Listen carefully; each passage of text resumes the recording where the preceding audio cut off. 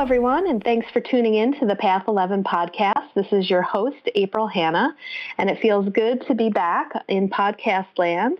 Thanks for bearing with us during the short break that we had to take the Path Evolution around the United States, and we took a small little break for Thanksgiving holiday, but we are back, and we just have one more announcement that we wanted to share with you to let you know that the Path Evolution is available on Amazon Prime until the end of December, and then you will be able to rent it from our website, and also if you would like to subscribe to Gaia.com, you will have access to all of our 3 films there as well. So we're really excited about today's show. We are going to be interviewing Dr. Link, who is a world-renowned neurologist with subspecialties in neuropsychology from Harvard, neurorehabilitation from Cornell, and neuroimmunology from the Karolinska Institute. And she also has a story to tell about her near-death experience, and from there kind of led her onto this journey of consciousness. And we're also going to be talking about her book, One, A Guide to Enlightenment, and also a documentary that she has out there. So Dr. Link, welcome to the Path 11 podcast. Thank you. It's great to be here, April. Yes. So maybe you can start off and letting our listeners know how you got started really in the medical world, and what was your interest in becoming a neurologist, and maybe you can take the listeners up through your story to your near-death experience. Right. I was initially just a medical professional, just like all my colleagues, very skeptic about anything that had to do with spiritualism. And I would hear my patients from time to time describe this experience they had during their near death. And the near death experience became very interesting to me. I knew that my patients were telling me what they experienced, but I didn't know how to interpret it. And of course, I followed the medical literature that expected us to interpret the near-death experiences as hypoxia to the brain, or as later it was attributed to the spirit molecule, DMT, and other experiments that have led us to believe that everything comes from the brain. In other words, it is all physical material. Nothing is consciousness or spirit. So, of course, being a scientist, I had to interpret my patients' near-death experiences and other information that they gave me in a scientific manner. And although I wanted to interpret and to find out what exactly was going on, I really couldn't. I was limited with the science available to interpret these events. So I had a near-death experience of my own at one point, and after that, I went through all the literature and tried to substantiate the spirit or the consciousness part of our existence. I realized that really we live in this blinded world where we are interpreting everything we know at the tip of the iceberg. We are so sure that we know everything that there is to know, yet we are truly ignorant to the rest of to the iceberg, because most of it we don't know. We don't really know anything about consciousness. Thank goodness there are institutes such as the Virginia Spirit Science and the IONS that have been elucidating a little bit more about spirituality. And we have found recently that, number one, there is global consciousness. In other words, if one part of the world is suffering, it appears that the rest of the world is feeling the same, such as the experiments that were performed at the IONS, where they discovered that when Diana's death occurred, the entire globe, the entire Earth, seemed to have synchronized activity that was being picked up by these instruments similar to EEGs placed all over the world. At least now we have more than 70 sites picking up the global consciousness, and it does record appropriately, and these information can be interpreted scientifically and objectively, that there is consciousness. We are all truly connected. When I came across a lot of this information and even more, I was researching and collected data to back us up or support the idea that we are truly above and beyond just the physical brain that we assume causes awareness or consciousness.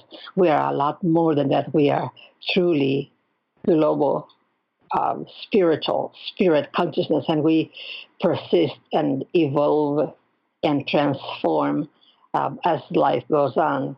We are all truly connected.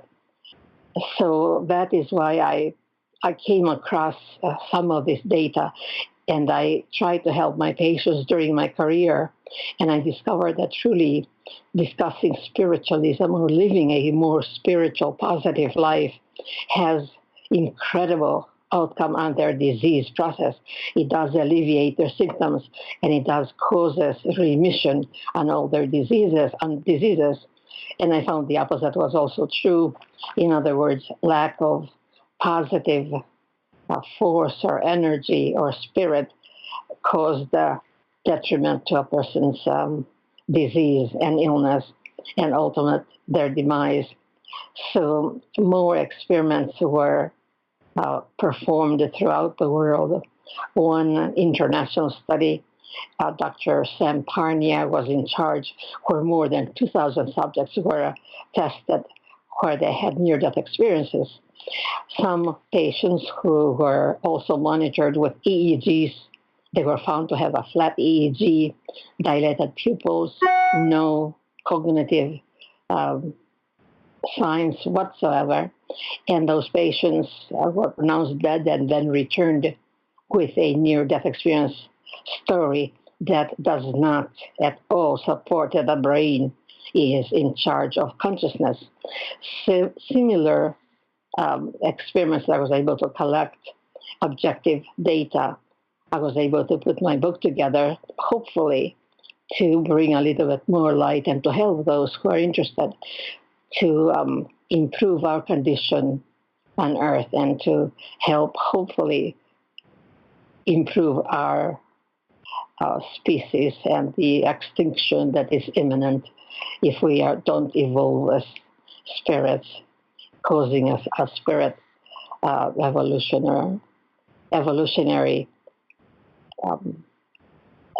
transformation for all of us. And would you like to explain the process or what had happened during your near-death experience? Well, yes, of course. It is, I would say, although each and every one of these experiences are similar, yet they all, in a way, differ. They have done studies also throughout the entire culture and as far back as the ancient cultures, and all these near-death experiences existed from back then. In other words, where a person transforms from being a physical existence into a spirit and they go into a different realm. So I also, when I first of all heard, I knew that I was going to die. And of course, before, as most other people describe, before this experience, I was a different personality than what I was after the event. And that has been recorded, in other words, a transformation of a personality. So before my near-death experience, I was a high-strung personality type A. I believed in earthly possessions, and I was very intolerant. I was a perfectionist. I demanded excellence from myself and from others. Very difficult, of course, to live with. But so my near-death experience, just as I was wheeled into the emergency room, and before I flatlined, I felt, oh my goodness, I'm going to die, and I was terrified, of course. But after the flatline occurred, and I actually heard that, and I said, oh my God, I am dying. This is it. I became frantic, and then I was engulfed by these beautiful kaleidoscope colors it was a sea that I was swimming in it, and it was going through me.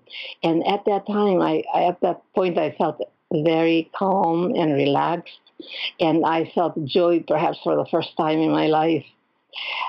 That was followed by a complete um, awareness of who I was, and my entire life flashed in front of me, and there was no one there except me.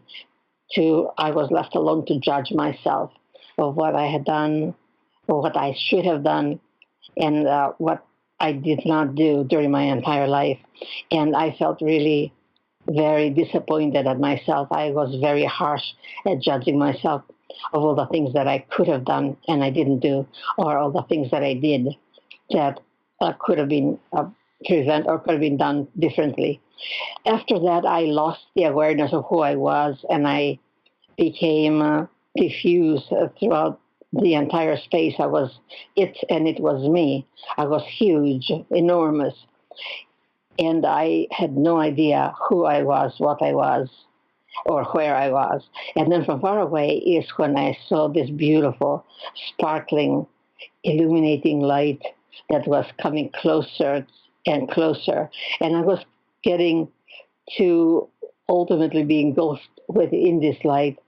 I felt the most beautiful peace, harmony, and infinite love that truly does not exist on earth, and it can not be described.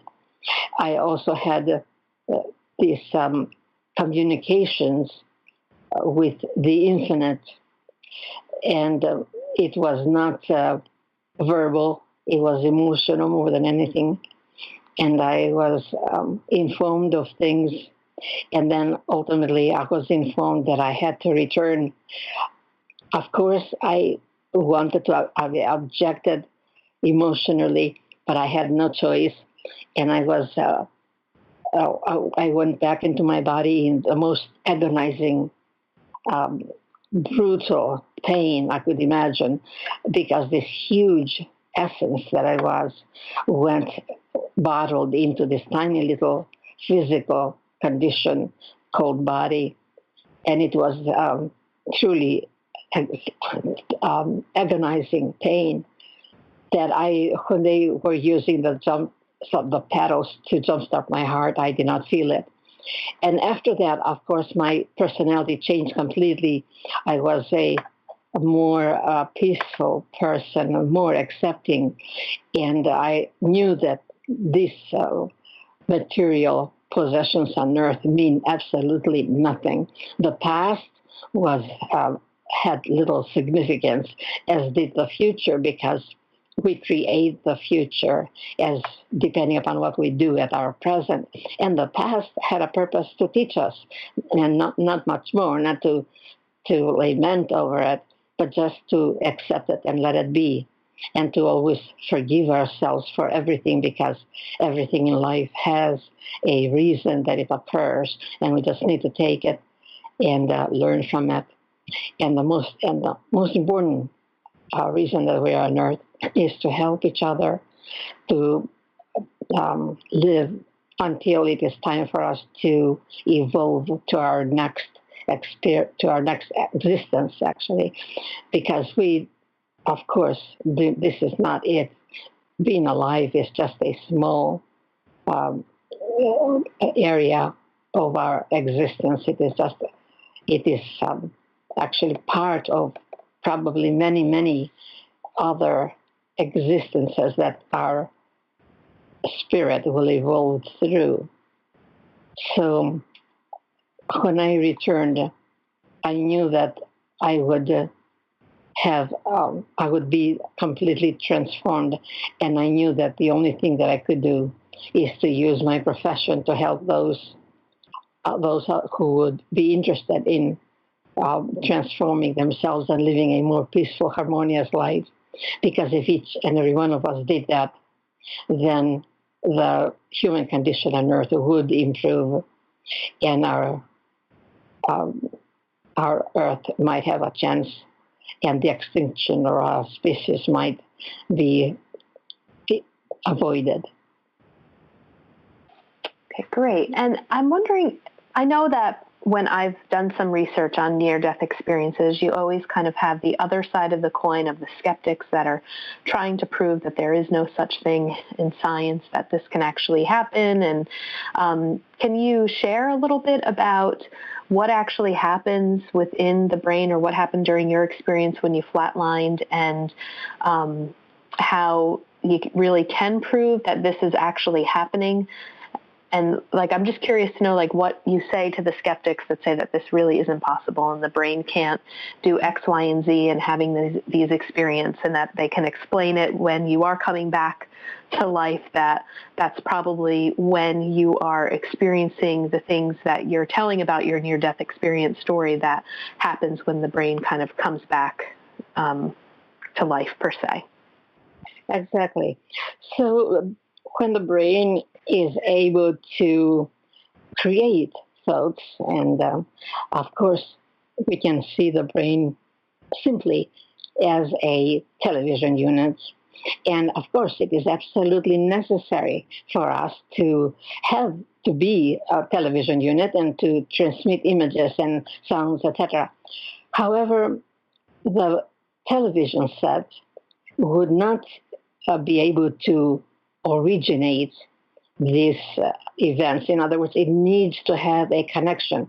It needs to have something in order for it to transmit these images and sounds. I believe that the brain is similar in it needs consciousness in order for it to be able to interpret it and emit it. We know that there have been either EEGs at one point, or even examinations of patients who had been in the hospital where they had no cortical signs whatsoever. In other words, their eyes were dilated and fixed.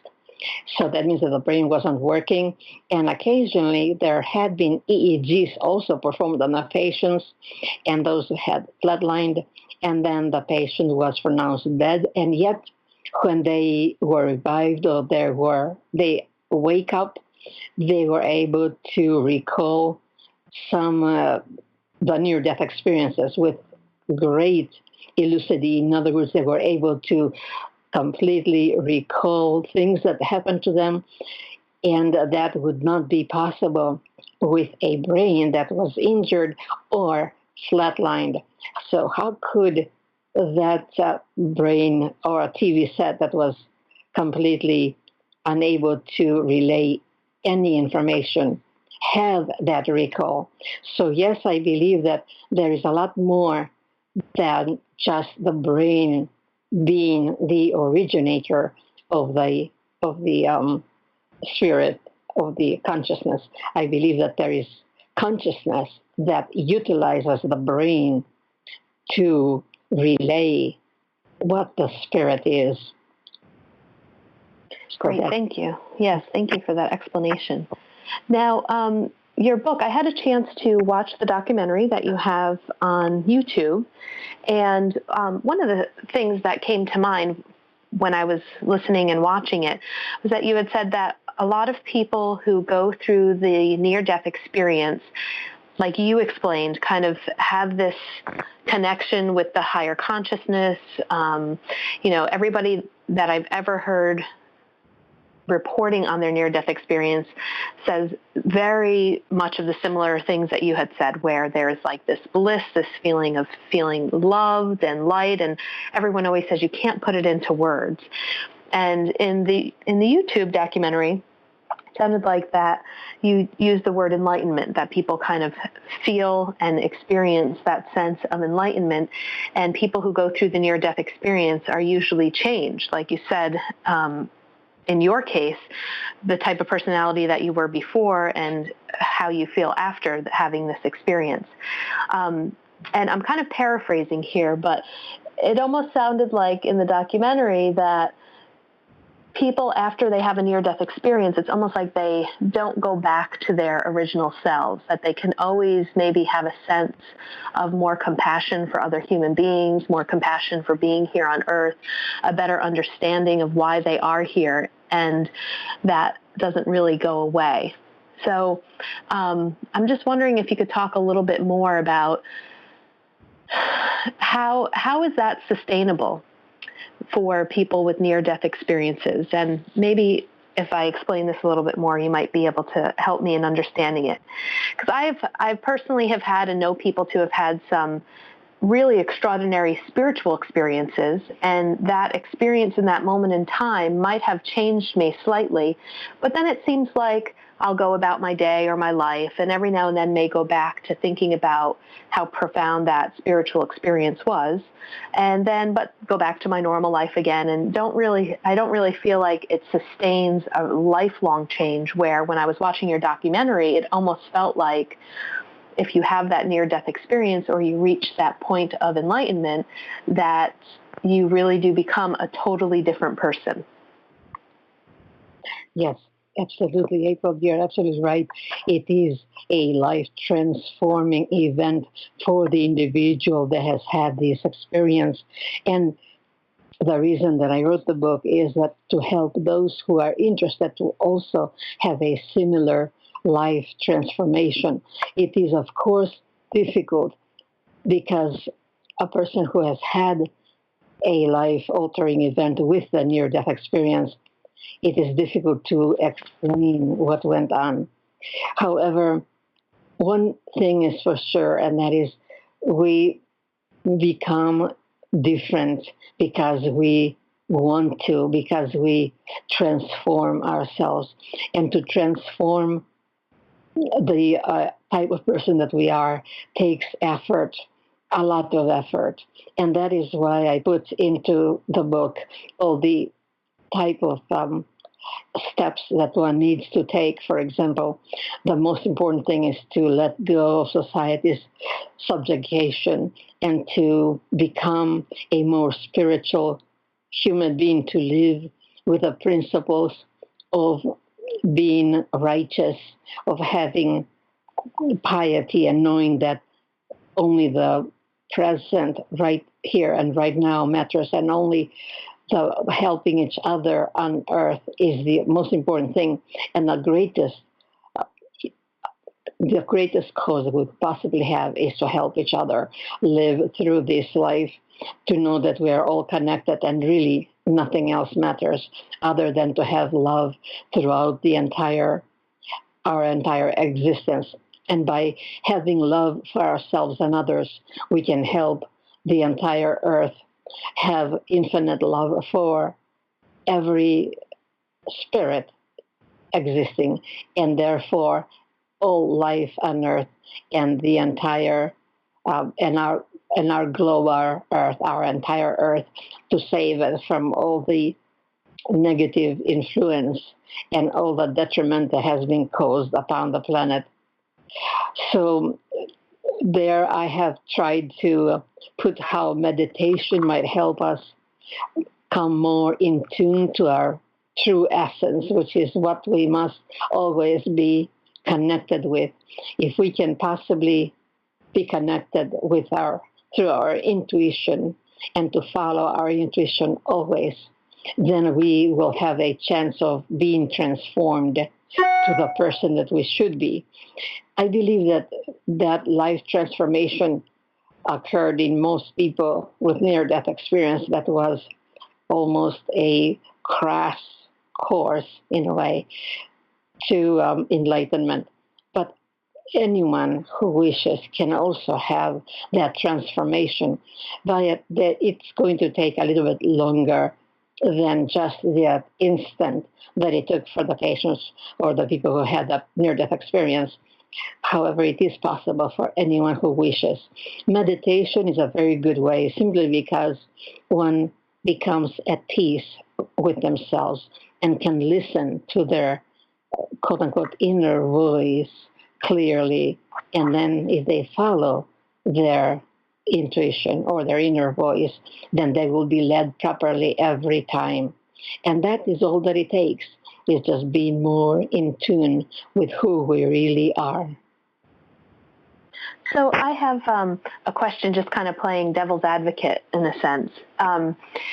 and I know that you speak of how important it is for us to kind of have this connection with being one with the universe and, trying to overcome all of the things that are happening on Earth and trying to improve and evolve the human consciousness. But if we're learning that there really is no such thing as death, and we will have the opportunity to kind of keep coming back and keep evolving. Like when you talk about the extinction, what exactly does that mean per se? And if we really have all of this time in the world because consciousness doesn't die, then so what if Earth becomes extinct, or, we just, as human beings, we just can't get it right this time around.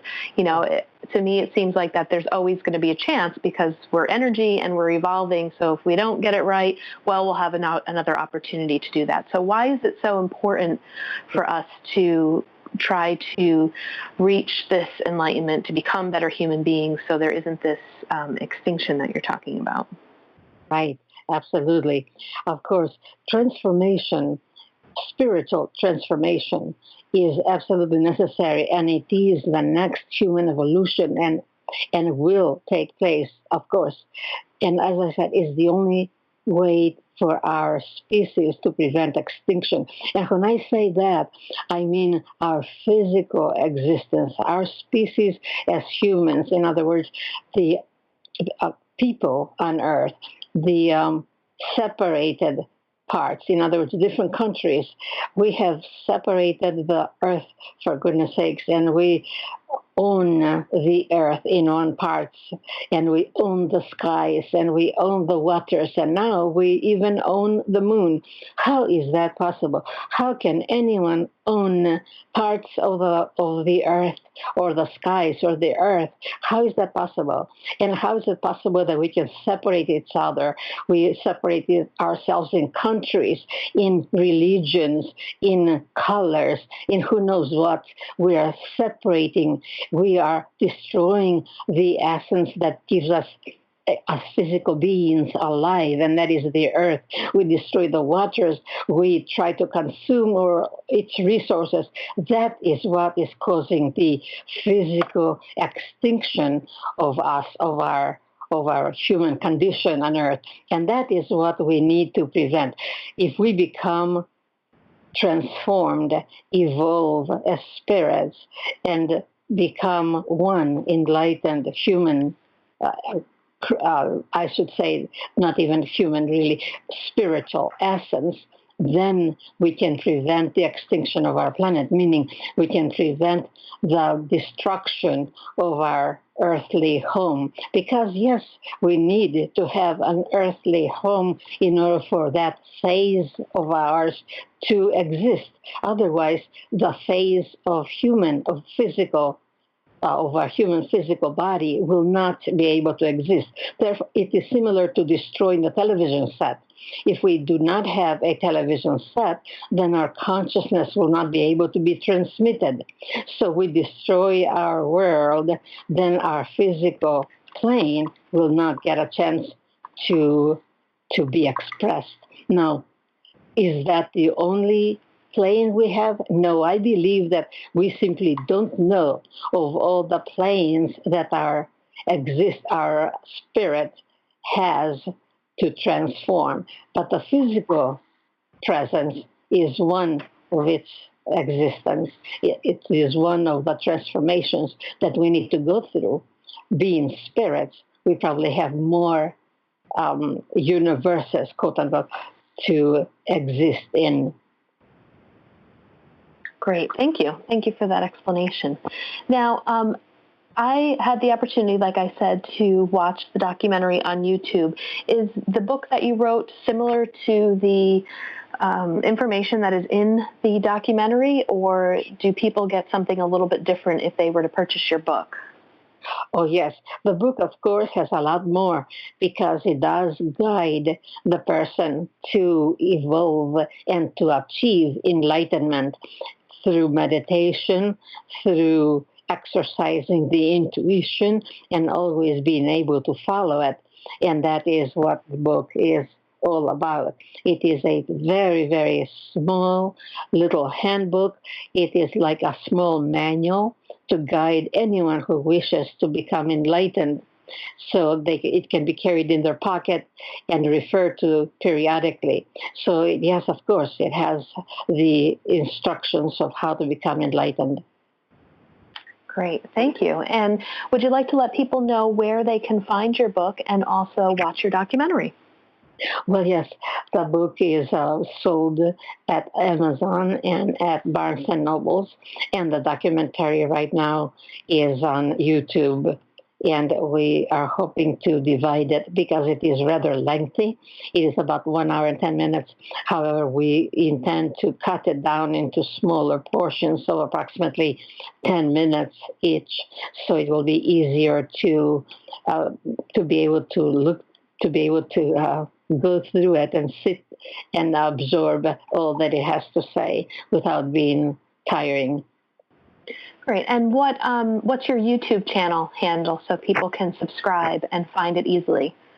Yes, it is under the one, quote unquote, one, a guide to enlightenment, and that is on YouTube. Okay, great. And we will also put those links in our show notes for those listeners who are interested to purchase Dr. Link's book and watch the documentary. I think you all will enjoy it. And we would just like to thank you for coming on our show and speaking about your experience and the work that you're doing in the world to try to raise the level of consciousness for everyone that you come in contact with. So we thank you for your work. Thank you very much, April, for inviting me. If you'd like more information about our films or to purchase our DVDs, you can head on over to our website at thepastseries.com. They're also available to purchase on Amazon.com. Our films are also streaming online at Vimeo.com, GaiamTV.com, and iTunes. If you have a show suggestion or would like us to interview someone specifically, please feel free to shoot us an email at info@thepastseries.com or send us a tweet at thepastseries. Please rate and review us in iTunes and subscribe. We hope you enjoyed the show.